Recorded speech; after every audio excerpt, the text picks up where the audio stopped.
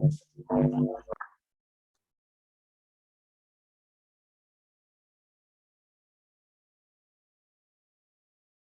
बेटा ज्वाइन करो। ठीक है, तो किसकी वैल्यू दे रखी है हमें? Q1 की, और किसकी वैल्यू दे रखी है? Q2 की। डिस्टेंस कितनी थी सर? हमने सर R लिया था, तो R/2 और R/2। अब आप वैल्यू पुट करें बेटा सब।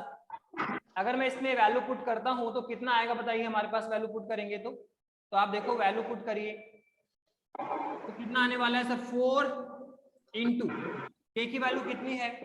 K की वैल्यू है हमारे पास में, आप देखो K की वैल्यू कितनी आएगी?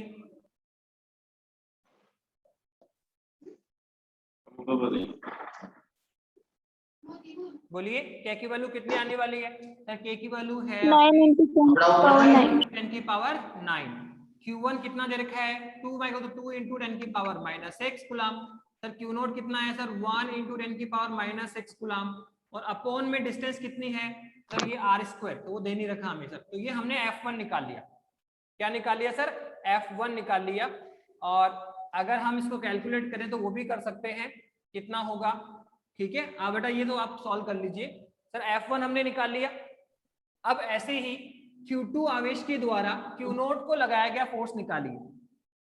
Q2 के द्वारा Q0 को लगाया गया फोर्स। अब सपोज करो सर वो कितना है? F2 है। कितना है?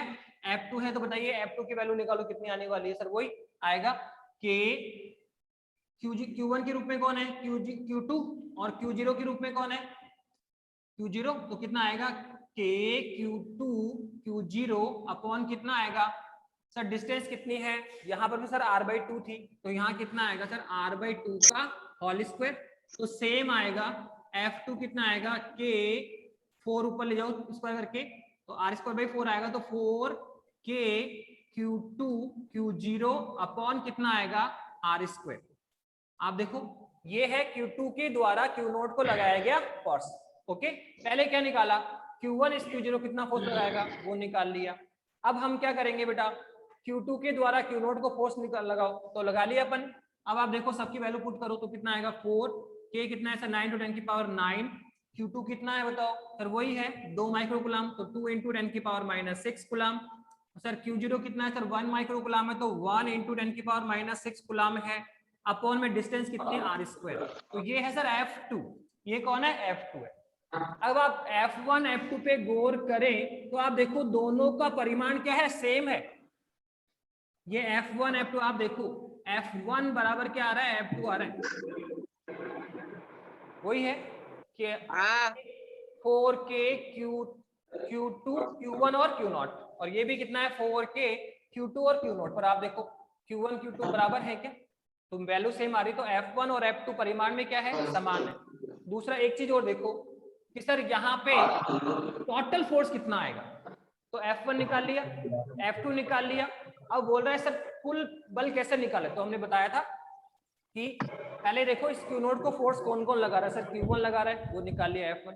Q2 लगा रहा है सर, वो F2 निकाल लिया। अब सर क्या है सर इसमें टोटल बल कितना आएगा? तो सर कुल बल कैसे निकालेंगे? सर कुल बल निकालने के लिए हम इन सबका सदिश योग करेंगे।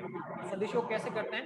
दिशा के साथ जोड़ना है सर। दिशा के साथ जोड़ने का मतलब, दिशा के साथ जोड़ने का मतलब होता है कि सर एक ही दिशा में है तो परिणाम सदिश जोड़कर निकालते हैं। जैसे मान लो दो बल एक ही दिशा में आ गए, F1 और F2, तो सर परिणाम बल कैसे आएगा? दोनों को जोड़ दो, F1 + F2। पर अगर दोनों बल विपरीत दिशा में है तो फिर सर परिणाम बल कैसे सर? घटा के निकालते हैं, F1 - F2।